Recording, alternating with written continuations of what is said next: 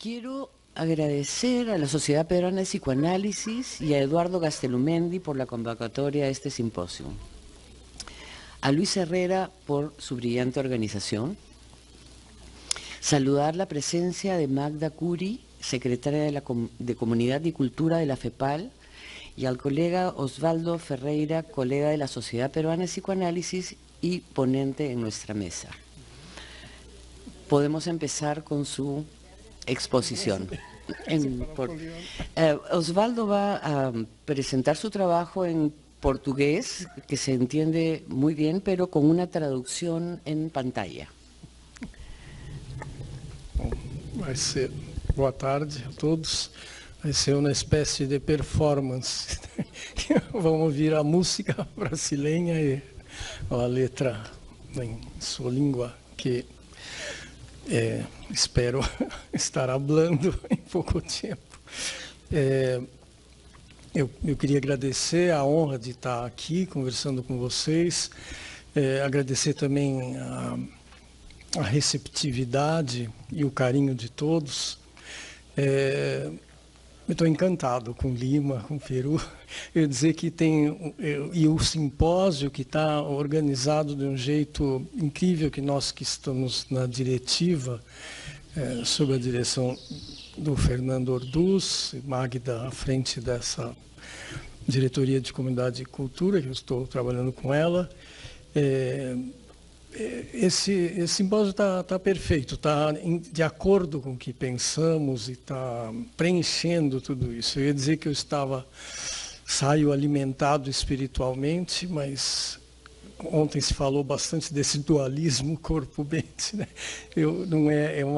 Porque tem também esse alimento da culinária peruana que eu estou impressionado. E é uma experiência única, assim. É uma unidade, né? Bom, eu vou ler então. O que apresento aqui é fruto de minha experiência ao longo de vários anos em atividades além da eminentemente psicanalítica que se dá no consultório, analisando pessoas. A situação clássica de van poltrona, que se diz sillão, né? Tenho que... Como é que é? Processo peculiar e único, dirigido radicalmente à singularidade dos indivíduos. Nosso conhecimento, arduamente adquirido em extensas e profundas análises pessoais, no estudo dos principais autores, sobretudo Freud, nos autoriza a que André Green chama o trabalho da psicanálise. Como que é isso?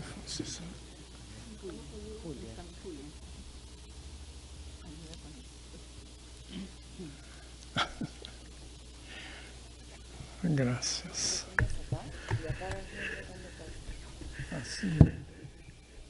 Tá. Perdão.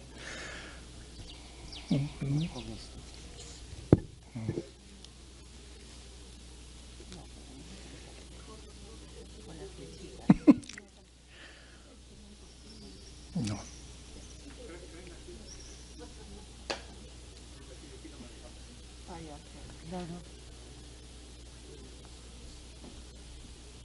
Ixi. E agora saiu tudo. Acá? ¿Dónde? ¿Y por qué te ha salido?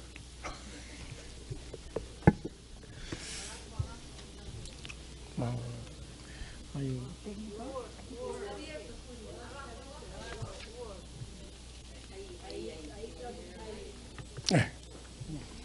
Acá vas bajando con este. aqui. Vas bajando.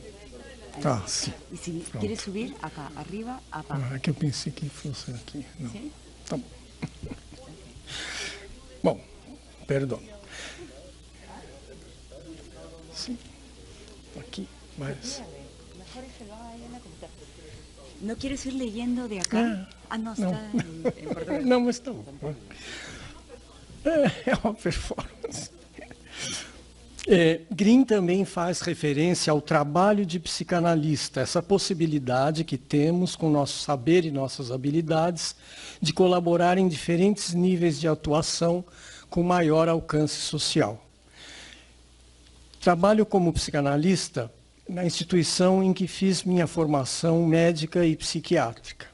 Ocupo a diretoria do Serviço de Psicoterapia do Instituto de Psiquiatria do Hospital das Clínicas, da Faculdade de Medicina da Universidade de São Paulo. Percebo que não me desvio do campo analítico, da busca desse saber específico e da sua aplicação clínica, da metapsicologia freudiana, investigando pessoas em suas singularidades, colaborando em sua emancipação, autonomia e liberdade, contribuindo para um convívio com os outros mais harmonioso, satisfatório e responsável. Pelo contrário, penso que, em vez de me desviarem do campo analítico, minhas atividades me fazem mais consciente da potência do método, de suas implicações técnicas e éticas, que incluem o contato com a experiência do inconsciente. Sinto-me fortalecido como psicanalista e fiel às peculiaridades desse olhar, sem o risco de banalizar ou medicalizar minha psicanálise, por me envolver em projetos e propostas de maior abrangência dirigidas ao mundo em que vivo. Um psicanalista, a meu ver, precisa estar inserido no cotidiano do mundo que o cerca, mundo em constante mudança. Psicanálise se faz no presente, com o psicanalista sendo contemporâneo, em contato com os outros analistas de seu grupo, mas também em conexão com outros saberes e, sobretudo, se expondo e se aproximando mais das pessoas, como estão vivendo e como se organizam em outros territórios. Territórios que os psicanalistas tendem a não adentrar. Esse simpósio aqui está sendo a vivência disso, né? Está possibilitando muito isso. Considero salutar para a psicanálise o colocar-se à prova, indo em direção às demandas de pessoas excluídas, em situações de risco, marginalizadas, ou gravemente medicalizadas, institucionalizadas ou segregadas por sua sexualidade ou gênero. Nesse momento já posso dizer algo sobre as aspas com que destaquei responsabilidade social no título dessa minha apresentação. Em minha concepção, a experiência diz respeito a algo intrínseco à clínica concebida por Freud, como outros aspectos éticos e técnicos. É algo que está implícito para alguém que se intitula psicanalista, que trabalha como psicanalista. É parte do paradigma. Laplanche usa o termo, usa a ideia dos lugares da experiência analítica, né? E se refere à psicanálise extramuros, outros espaços e objetos da experiência analítica. Freud já falava em 1918 sobre o ensino da psicanálise nas universidades, que incluir psicanálise no currículo médico poderia sanar uma deficiência nessa formação, na formação médica. Já detectava que, ao privilegiar o ensino de anatomia, física e química, a escola de medicina falhava no esclarecimento dos fatores mentais, nas funções vitais, nas doenças e no seu tratamento. Não se tratava de o aluno aprender algo sobre psicanálise, mas algo a partir da psicanálise. Uma colaboração que a psicanálise traria aos estudantes de medicina, não lhes transmitindo um saber enciclopédico ao estilo das demais disciplinas. Há alguns anos, com outros colegas psicanalistas, médicos também, temos oferecido a alunos de primeiro e segundo anos de graduação em medicina, na Universidade de São Paulo, uma disciplina optativa, Introdução à Psicanálise.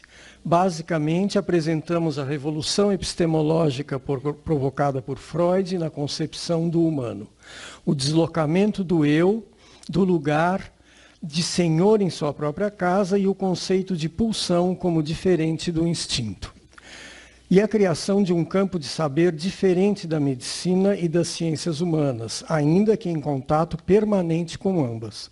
O sujeito lhes é apresentado como diferente dos corpos enfermos que estudam e em nossas discussões com os alunos, estimuladas por algumas leituras de Freud e literárias, principalmente, além de filmes e peças teatrais, enfatizamos a ideia do homem como um ser pulsional. Recorrer à arte e à reflexão sobre a própria experiência tem sido mais produtivo do que o formato expositivo da teoria. O que temos conseguido é a sensibilização para um desejo de saber mais. Muitos dos alunos que frequentam essa disciplina procuram análise pessoal. Atualmente, alguns têm retornado como residentes de psiquiatria e se faz notar no desenvolvimento desses jovens médicos o contato prévio com a psicanálise e o interesse que eles veem já. No Hospital Psiquiátrico, Clínica Escola de Formação Médica e Psiquiátrica, propomos uma escuta da subjetividade do paciente suplementar a todas as abordagens da psiquiatria atual, sobretudo a medicamentosa, às quais a maioria dos pacientes da instituição é submetida, e sob condições diferentes das dos consultórios particulares, principalmente os jovens profissionais residentes de psiquiatria em seu estágio obrigatório atendem numa modalidade que chamamos de psicoterapia psicodinâmica. Espaço privilegiado, estes atendimentos são supervisionados semanalmente por analistas mais experientes. A partir desse mergulho, vamos trazendo a teoria através de seminários, basicamente sobre Freud. Temos observado um resultado que nos é muito gratificante. Diante das dificuldades vividas no calor dos atendimentos, a mobilização para a busca de análises pessoais acontece.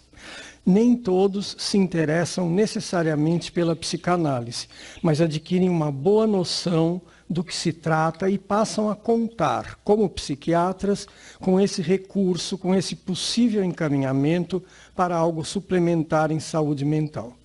Não visamos oferecer uma formação analítica, mas apresentarmos na prática esse saber e dar um vislumbre dessa clínica peculiar. Uma observação sobre termos que se usam e precisam ser esclarecidos. Nessa instituição médica, passou-se a designar psicoterapia basicamente as terapias comportamentais cognitivas. Diante dessa situação, adoto o termo psicoterapias psicodinâmicas e não me preocupo em discriminar do termo psicanálise. Aliás, considero inapropriado que se diferencie psicanálise de psicoterapia, considerando esse rigor expressão de um conservadorismo que se opõe à necessidade de ir adiante e estar em contato com as demandas. O importante, e que é possível em minha experiência, é que analistas permaneçam analistas. Há a questão da sexualidade, do inconsciente, da infância, mas, sobretudo, podemos evidenciar que por trás das aparências, do sentido imediato, outros sentidos podem ser buscados no que escutamos de nossos pacientes. São desfeitos ali, nesse espaço de psicoterapias psicodinâmicas, preconceitos e prejuízos muito comuns nessa época de medicalização e psiquiatrização do mundo, onde a função do médico mudou bastante. Mas também, surpreendentemente, temos encaminhado jovens médicos para a formação analítica. Digo surpreendentemente, pois o clima nessa instituição psiquiátrica, referência nacional e internacional também, é de desconsideração e desprezo pelas propostas psicanalíticas, incompatíveis com as exigências de uma medicina baseada em evidências. Positivista, voltada ao organismo, amparada nas investigações neurocientíficas e que busca eficácia com rapidez na melhora de sintomas e que marginaliza a psicanálise considerada ultrapassada, dispendiosa e ineficaz. Ao mesmo tempo, porém, pacientes submetidos às terapias cognitivo-comportamentais e a grupos psicoeducacionais terminam por nos procurar. A fala deles. Precisamos do médico que conversa com a gente, precisamos falar de nossos problemas. Já sabemos tudo sobre o diagnóstico, os remédios foram bons. Permanecer na instituição de formação médica e assistência compõe esse aspecto de responsabilidade do psicanalista. Pacientes querem aceitação, acolhimento, escuta e compreensão. Pessoalidade. O médico receita-se a si mesmo, no dizer de Balint. A autoridade do médico, seu prestígio, tem efeitos terapêuticos desde os primórdios da medicina. Percebe-se uma crise da medicina, com preocupante evasão de doentes que procuram áreas que têm mais a ver com religião e propostas nada científicas de cura.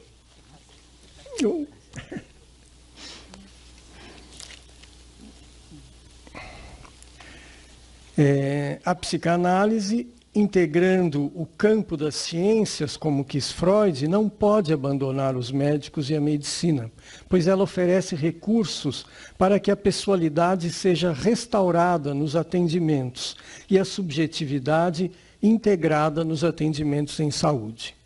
Permite, além disso, que os médicos possam resistir às exigências da produtividade. Nosso grupo tem atraído para discussões de casos, supervisões e orientações médicos de outras especialidades do complexo hospitalar, sensíveis às questões emocionais de seus pacientes. Decepcionam-se também com as propostas precipitadas de diagnósticos e tratamentos medicamentosos oferecidas pelos psiquiatras. Redescobre-se a psicanálise numa época em que o médico é pressionado a exercer uma atividade de cientista, fisiologista, manipulando e distribuindo os novos agentes químicos terapêuticos. Com essa redescoberta da psicanálise vem a possibilidade de sobrevivência de algo que, a meu ver, é mais próprio do médico, sua resposta individualizada. Ela pode ser recuperada e fortalecida pelo contato com os psicanalistas e a psicanálise. Pacientes não esperam de seus médicos simplesmente a cura.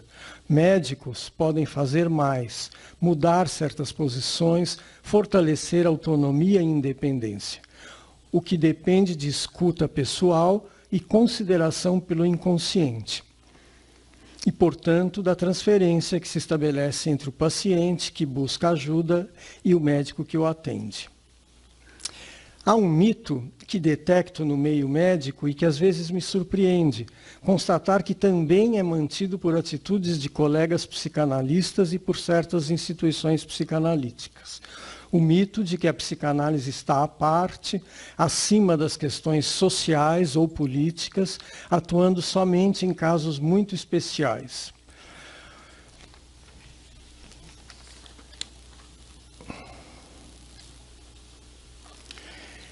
É cara, elitista, pouco acessível.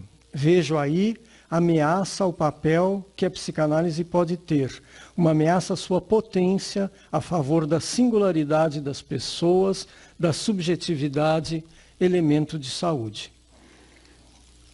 Os analistas têm função e devem ocupar seu papel na saúde mental. Nós temos que deixar de lado uma posição reservada, crítica e participar. Tivemos uma função, mas somos chamados a exercer outras agora. Por exemplo, sermos sensíveis às formas de segregação que existem. Nós temos esse papel de ajudar a civilização a respeitar a articulação entre as regras dos grupos e as particularidades individuais, o que se faz necessário nessa época de massificação e universalização. Não se pode esquecer a particularidade de cada um. Nenhum motivo justifica que de alguém lhe seja retirada sua particularidade e lhe seja imposto que se misture ao universal, nem em política, nem em saúde mental, nem nos grupos psicanalíticos. Somos profissionais da escuta, escutamos os outros, até mesmo os chamados loucos, que quando no hospital recebem rapidamente, após o preenchimento de formulários, diagnósticos que autorizam início imediato de tratamentos medicamentosos.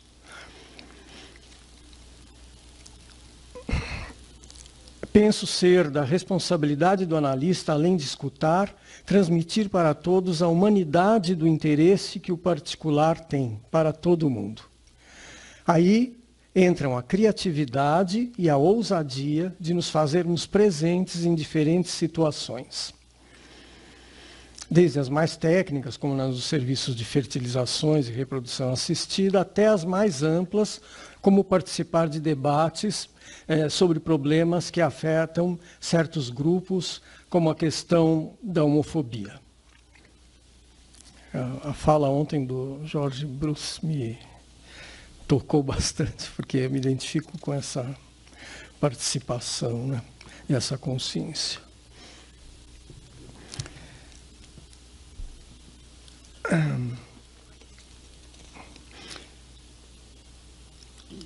O analista tem condições de avaliar determinadas práticas, das que vão surgindo, que a medicina vai trazendo, né? A psiquiatria, graças às neurociências, se pretende uma especialidade como outra qualquer, isso é dito, né? Desconsiderando a subjetividade e a singularidade. Quando nos dizem que as terapias cognitivas são mais eficazes, temos condições, com nossa experiência, de argumentar o contrário, levando em conta cada caso particular. Temos condições de demonstrar que não se pode trabalhar com amostragens estatísticas, posto que se visa justamente ao singular de cada caso. Temos condições de refutar a segregação em função das práticas atuais da psiquiatria, que estabelece diferenças com bases em critérios bem definidos e questionar indicações normativas e higienistas. A atualidade propõe desafios ao psicanalista, que precisa pensá-la e oferecer uma perspectiva compatível com nossa especificidade, a profundidade com que encaramos o indivíduo e sua subjetividade, e também os grupos, e a capacidade de transformação, mantendo vivo o método freudiano que valoriza a simbolização e a subjetivação, que o imediatismo da atualidade compromete. Graças.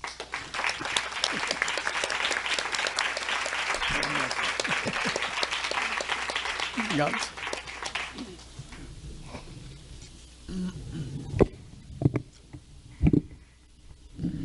Luego tenemos a Lizzie Howard, Rocío Franco y quien habla, quien va a leer, Lizzie, un trabajo que realizamos el año pasado y empezamos a sistematizar este año para este encuentro. Sí, Antes que nada, queríamos agradecer a Jorge Cantor, primero, quien estaba en la presidencia, y luego a Chela Cardó, de COWAP, y a Eduardo Gastelumendi por haber apoyado este proyecto colectivo.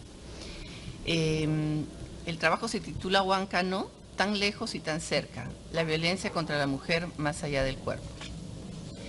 A sus 27 años, Luz ya ha vivido toda una vida.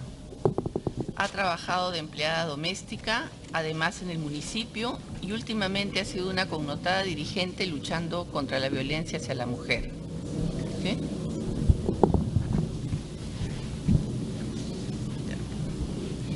Sin embargo, Luz también ha sido una víctima. ¿Sí? Sin embargo, Luz también ha sido una víctima, aunque no de las que vemos en los medios sobre este tema. Luz es una loca, bebe, baila, tiene relaciones con hombres y 4 hijos de diferentes padres. Ella es una de las 2.000 habitantes que residen en Huáncano, disgregados en 14 anexos. A solo 5 horas de Lima no cuentan con servicios legales básicos. Al pensar en preparar esta presentación, Luz se nos impuso como un personaje que condensa la vivencia de los grupos que trabajan la violencia. Por un lado, se trata de la experiencia de lo siniestro, eso que Freud denomina lo familiar y a la vez extraño. Por otro lado, el discurso que los grupos elaboran acerca de Luz y de su situación nos acerca al aspecto pulsional que subyace a la violencia y se impone descontrolado sobre los propios equipos. sea de manera desbordada o aparentemente soslayada, racionalizada o negada, la violencia nos habita. Este trabajo plantea un análisis de los discursos que los diversos grupos de un proyecto de responsabilidad social construyen en torno a Luz. En el marco de la preocupación por cuidar a los que cuidan, esta intervención busca apuntalar una política nacional en violencia de género para las zonas rurales del Perú. El proyecto se desarrolló en alianza con la Pontificia Universidad Católica del Perú a través de la Maestría de Estudios Teóricos de Psicoanálisis y el Ministerio de la Mujer y Poblaciones Vulnerables, recayendo sobre la Sociedad Peruana de Psicoanálisis la tarea de ofrecer la escucha psicoanalítica a través de la metodología de grupos operativos.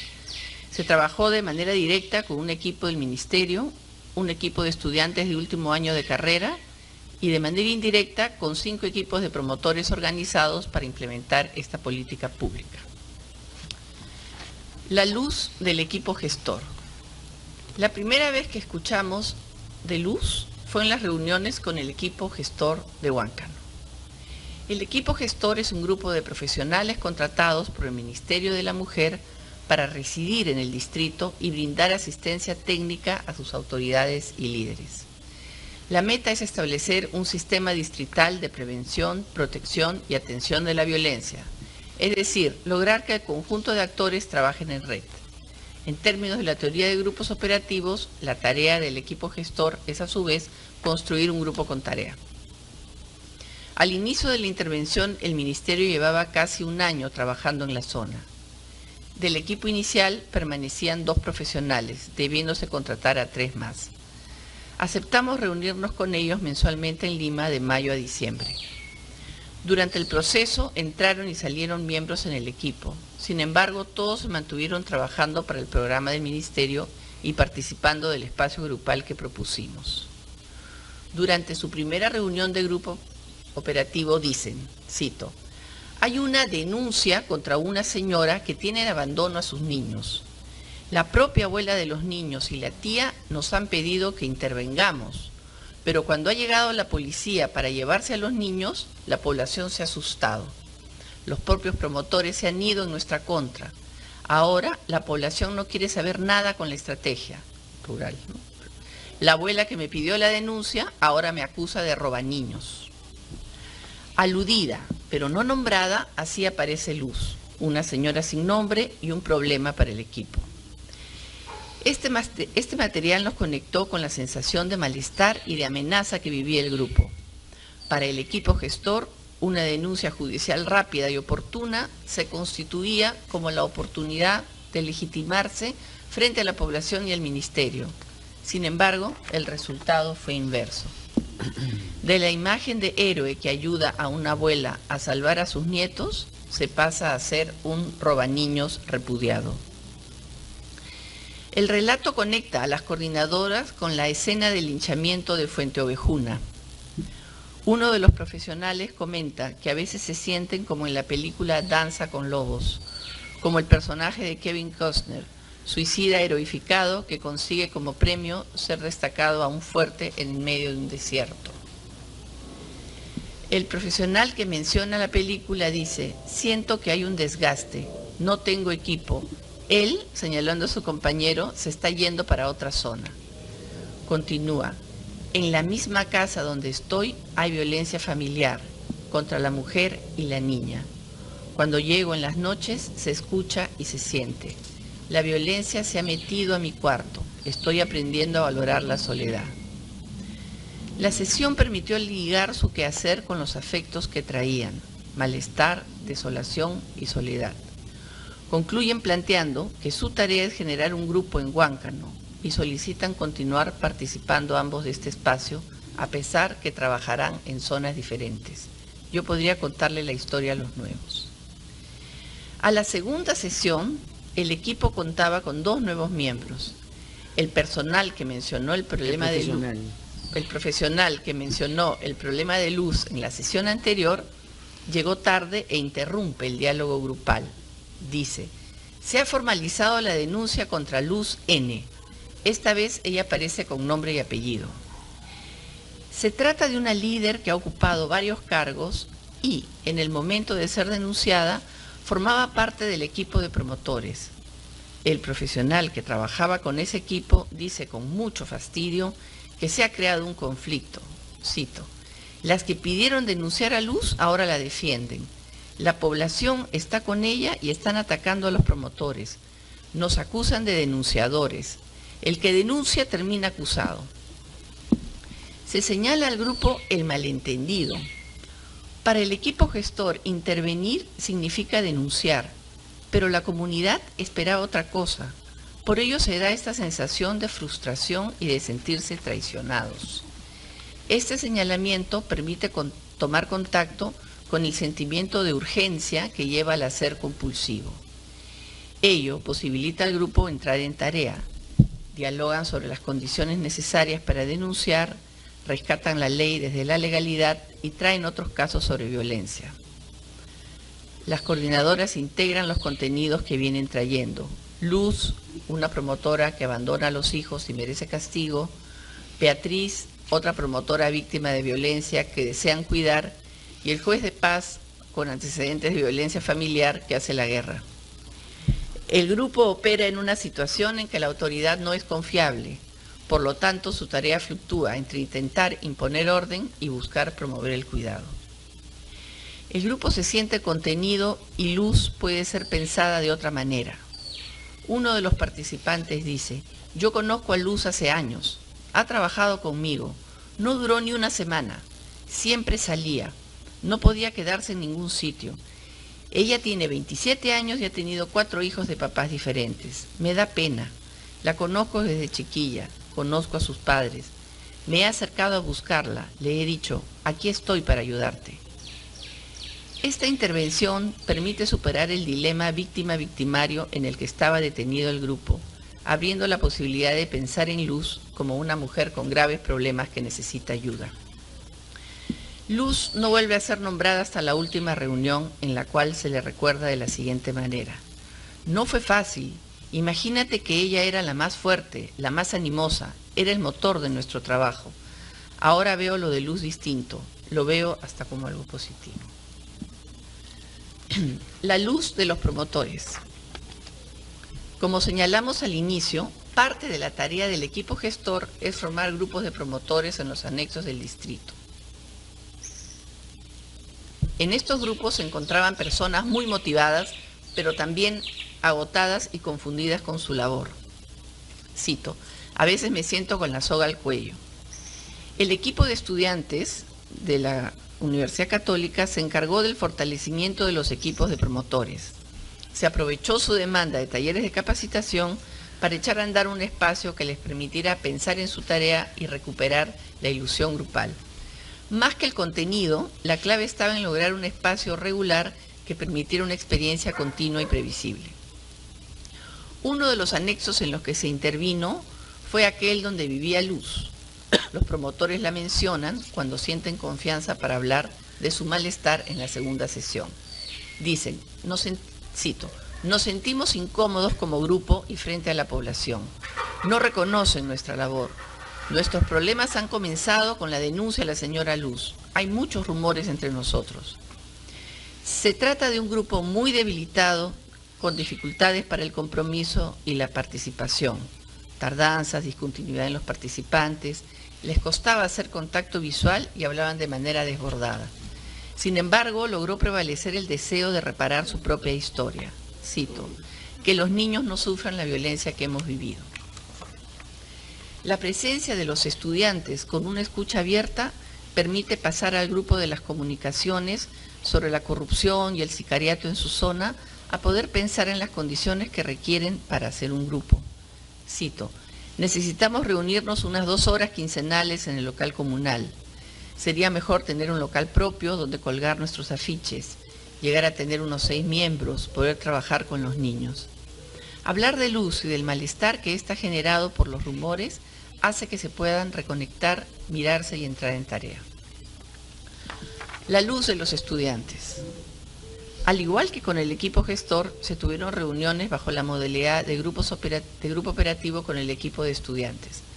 Estas reuniones fueron semanales y duraron de marzo a diciembre. El primer registro que los estudiantes tuvieron de Luz fue durante el segundo viaje que realizan. Uno de ellos dice: me sentí muy relajado después del paseo, pero al llegar al anexo me encontré con una escena triste y perturbadora. Llegaban unos efectivos de la policía para recoger a unos niños que habían sido abandonados por su madre y estaban viviendo con su abuela de 89 años. Sentí un nudo en la garganta cuando los policías interrumpieron el juego de los niños en el parque para hacerles unas preguntas. Otra estudiante comenta que mientras esperaban para tener su reunión, vieron a los niños abandonados de los cuales habían escuchado hablar. Dice, cita, allí estaba el niño, que de tan desnutrido su pelito se ha vuelto rubio. Luego apareció un patrullero de policía. Al comienzo no me pareció tan extraño, pero de ahí me acordé que la policía nunca llega por allá, ni siquiera por Huáncano. Se bajó una mujer policía que empezó a llamar a los niños y poco a poco fueron apareciendo. Me di cuenta que las mujeres del taller iban saliendo y curioseaban. La imagen me abrumó. Sentí que de repente este lugar tenía mucha más gente de la usual. Fin de la cita. Sin haberla visto aún, Luz está presente a través de esta imagen de sus hijos abandonados y desnutridos. La escena que trae el grupo está cargada de una atmósfera densa y fantasmal. La misma situación que al equipo gestor lo conecta con la rabia y la retaliación, en este equipo les evoca la pena y el desconcierto. Es como si intuyeran que algo terrible se anunciaba. Casi al final del proceso reaparece Luz, esta vez encarnada en una imagen colorida y grotesca. El grupo se va aproximando a lo siniestro a través de imágenes. Empiezan hablando de los insectos con los que se topan en la zona y que cada vez son más grandes y temibles. A continuación traen la película Irreversible, donde la protagonista es salvajemente violada en un túnel y posteriormente se venga del violador. Otra integrante del grupo menciona a Hard Candy, película donde la adolescente es contactada por un supuesto pedófilo al que ella duerme y lo tortura. Dicen, es una antiheroína justiciera. Se dan cuenta que están hablando de violaciones y uno de ellos lo asocia con la violación de uno de los hijos de Luz durante la fiesta del pueblo. Una de ellas dice, cita, Luz, borracha, los dejó solos en la casa. Los dejaba durmiendo solos en su cuarto. La puerta no tiene seguro. Se abre nomás. Luz misma lo encontró. Fin. Otro de los estudiantes agrega muy molesto. Violaciones, borracheras, todo se arregla. Nada pasó.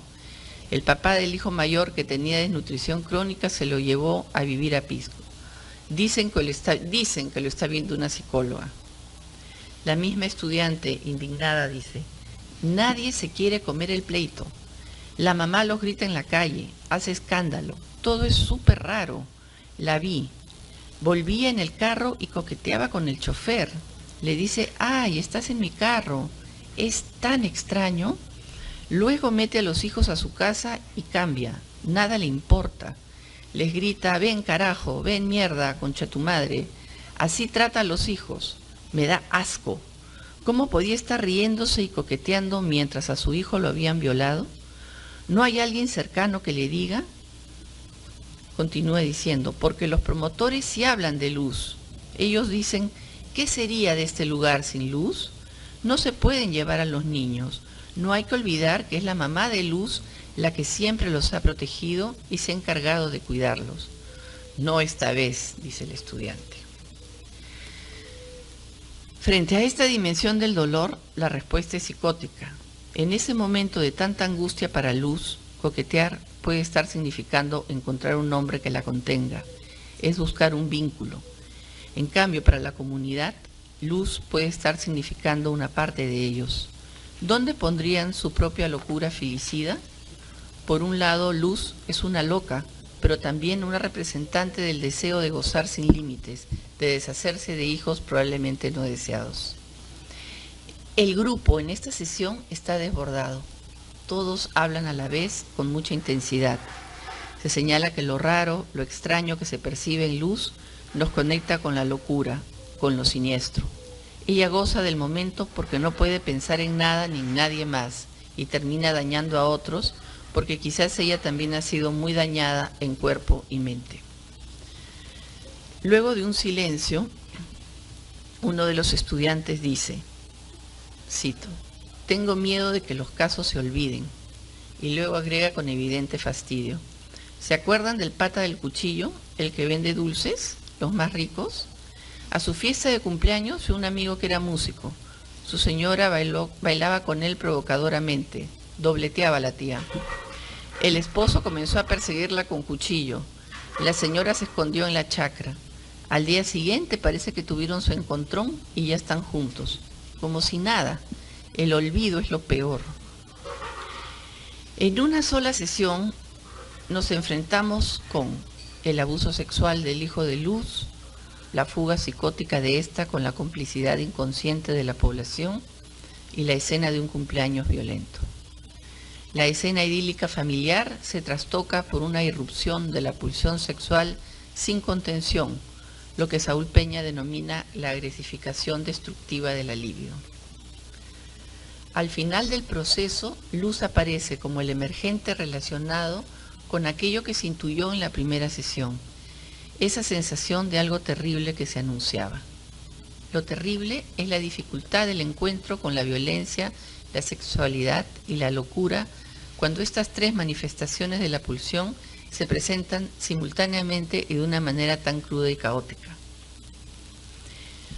Este contacto con la violencia en toda su complejidad ha sido posible por el proceso grupal que ha permitido un tránsito desde el desasosiego inicial, pasando por el rescate de experiencias gratificantes con los pobladores y el trabajo, hasta llegar a estas escenas cargadas de violencia que llenan de indignación a los estudiantes, pero los lleva a pensar en lo que habría que hacer. No solo han continuado pensando, sino que también han podido contener a otros en los talleres y espacios. El grupo termina señalando el miedo al olvido porque por un lado está el deseo de olvidar para huir del horror y por otro de no olvidar para no repetir. La luz de la supervisión.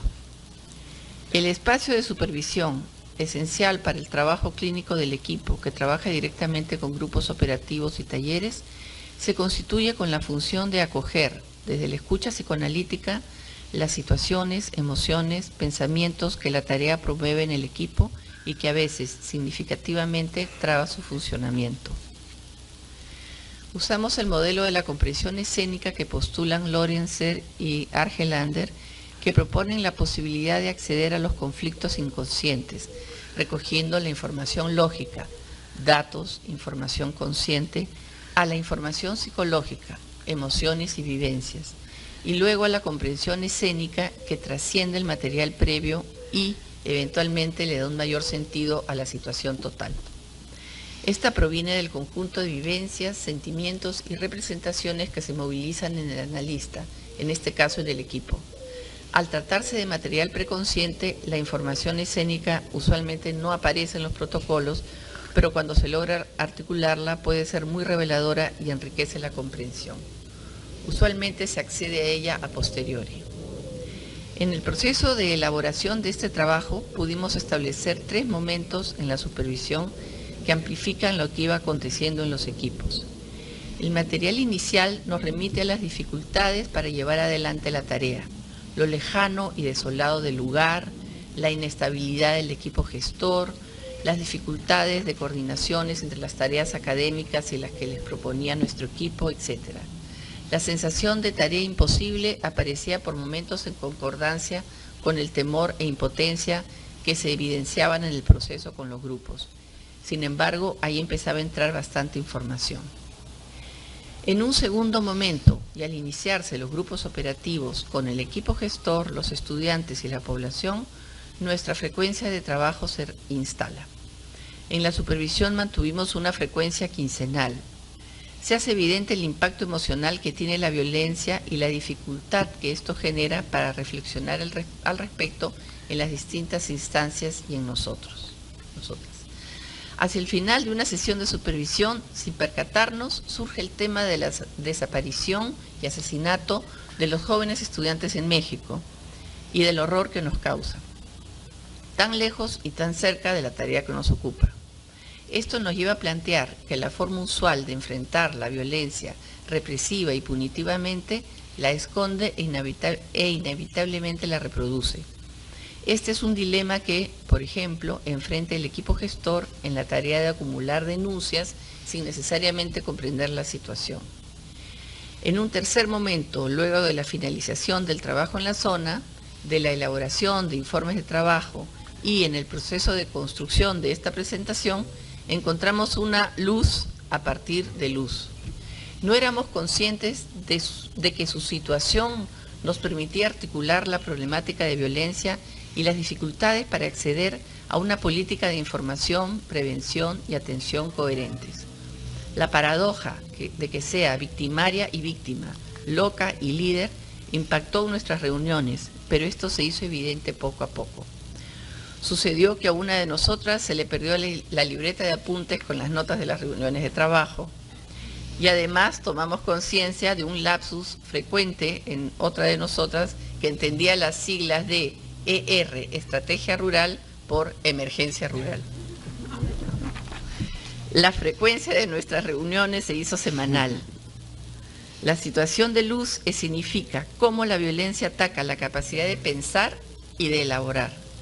La preparación de este trabajo es un pequeño paso en el sentido contrario al intentar vencer las resistencias y las defensas frente a la problemática de la violencia, permitiendo el proceso de aprendizaje en los estudiantes, la reflexión en el equipo gestor y nuestro proceso inicial de elaboración para postular el aporte de que el psicoanálisis puede hacer, que el psicoanálisis puede hacer dentro y fuera del consultorio.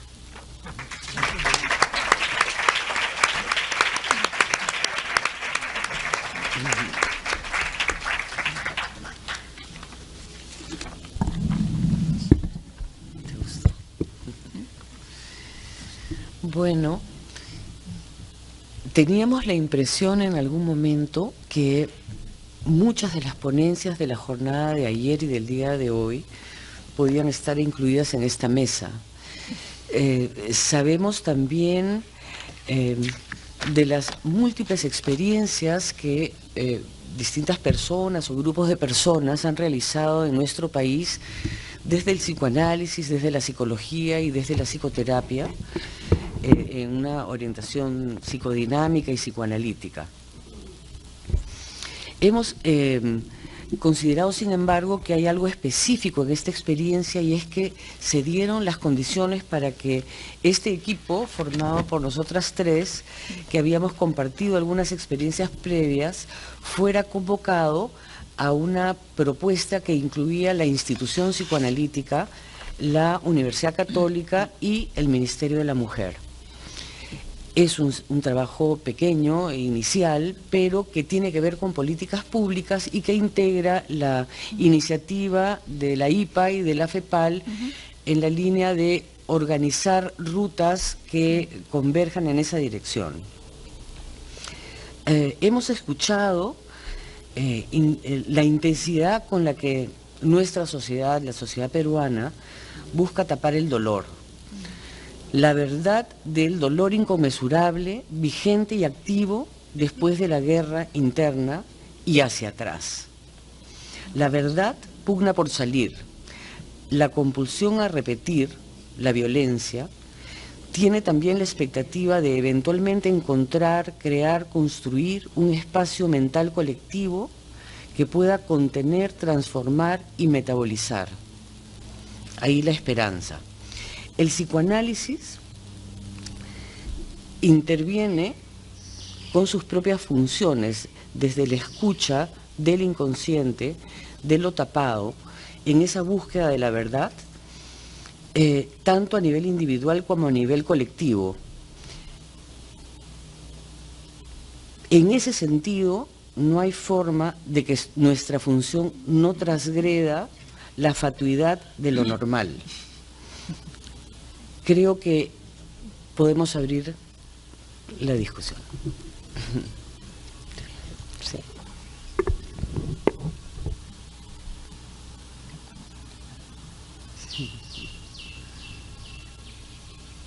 ¿Tú quieres decir algo?